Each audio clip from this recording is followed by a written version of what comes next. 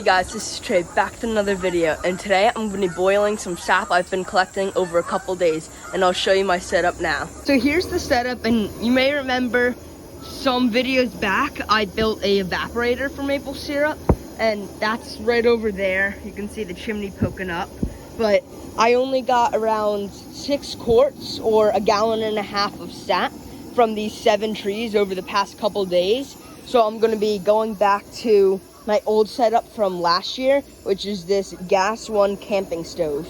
And you can see it's been like 3 minutes and it's already evaporating some. That's because you can see how high it is. And that's not even on high. This is on medium. You can see the flames shoot out everywhere if it goes on high, which is good and bad. So I'm keeping it right around medium, because you can see the flames are hitting the pan, which is already making it evaporate a lot. So I got 2 propane cans, and I'm probably only going to boil this down to maybe half this size, because I don't want it to burn. So you can see over there, the big pond is all frozen. It's around 10 degrees out here every time I speak. I don't know if you can see that, but my breath is just, every time I speak, just like it's evaporating. You can see the heat coming off of it.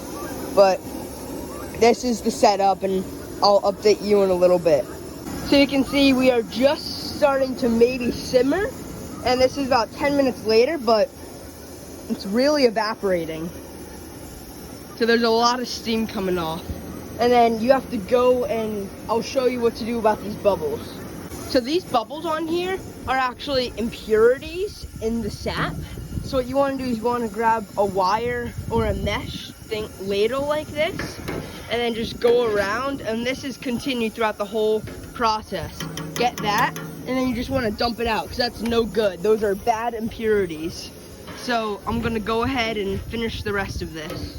So it's about 10 minutes later, and you can see we're now at a rolling boil, and now you can really see all this foam on here.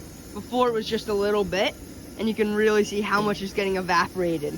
And here's all those impurities. You can see it's even discolored. So that, you really don't want that in your finished syrup. So you can see it's really evaporating now. Flame's still going good, and we're at a rolling boil. So I'll continue to let this boil. Alright, so you can see we're back at a rolling boil, and I had to switch propane tanks, so it went down. But you can see the water is, or the sap is very low. You can see how much, you actually can't with the smoke, but it's probably 1/4 of the way what it was. So I'm going to go ahead and take this off and put it in the stock pot, and I'm going to filter it out for any sugar sand that could be in here. And I'm going to do this just so I don't burn it on here, so I really don't want to burn it, and this is a more controlled environment inside, so I'm going to go ahead and pour that in there now. Alright, so we're inside now boiling, and you can see I got about 1 inch in there, and I have both fans on. I have this fan on and the hood vent fan on, because the evaporation can actually cause your wallpaper to fall off the walls, because it's so sticky. You can see it's gotten a little bit of a light color, but when this finishes, it really should be a super light color, because it's really early in the season. But I'm gonna go ahead and let this boil. Alright, so here's the syrup now, and I turned it onto medium because it started to boil over, and it's more than I thought we would have. So now I'm gonna go ahead and I'm going to filter it through 3 pre-filters. I'm not using a cloth filter just because it's the first run and it's a small little bit of syrup, but when I actually use the syrup to sell, I'm gonna use it. But also, when I pour it in here, before I bottle it, I'm going to make sure it cools down to 185 degrees, because sugar sand forms at that temperature, and that could form in the actual jar. So I'm going to go ahead and filter it out now.